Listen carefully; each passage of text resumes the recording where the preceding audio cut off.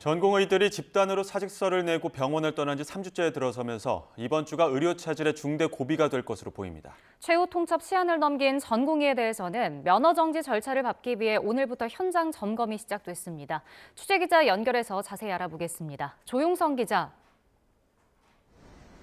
네, 신촌에 있는 세브란스 병원입니다. 네, 연휴 지나면서 의료 공백이 더 심각해질 것이란 우려가 많은데 병원 상황 어떻습니까? 네, 지난달 19일 이곳 세브란스 병원 전공의들로부터 시작된 집단 사직이 3주째에 접어들었습니다. 대학병원 수술은 이제 절반 이상 기약 없이 연기되고 있습니다. 전국 수련병원에서 일하던 전공의 대부분이 돌아오지 않아 이번 주에는 진료 공백이 더 커질 것으로 보입니다. 그나마 환자를 지키던 3년차, 4년차 전공의 상당수가 지난달 말로 계약이 종료됐고 이달부터 들어오기로 했던 인턴 대부분이 계약 포기를 통보한 상황입니다. 이에 더해 병원에서 연구와 진료를 이어가며 업무 공백을 메워온 전임의가 자리를 지킬지 확실치 않아서 우려를 키우고 있습니다.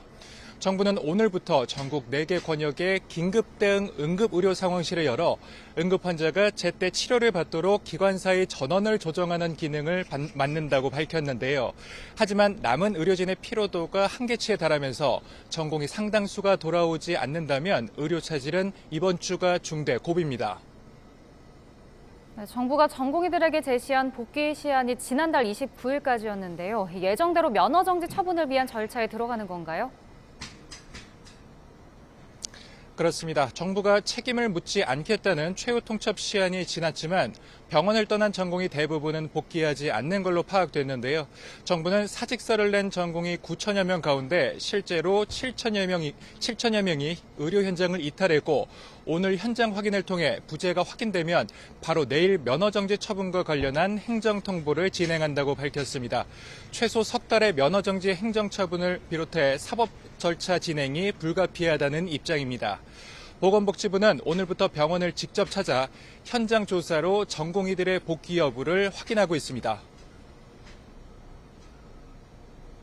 오늘부터 미복귀한 전공의 확인을 위해 현장 점검을 실시하여 법과 원칙에 따라 예외 없이 조치할 계획입니다.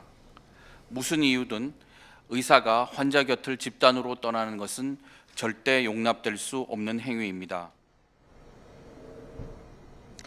업무 개시 명령에 따르지 않은 사실이 확인되면 소명 절차를 거친 뒤 처분 수위가 통보될 것으로 보이는데요. 이대로라면 전공의 수천 명에 대한 무더기 면허 정지 사태가 불가피해 보입니다. 정부는 특히 2020년 의사 집단 행동 때와 달리 이번엔 구제하지 않을 것이라고 강제한 상태입니다. 지금까지 신촌 세브란스 병원에서 YTN 조용성입니다.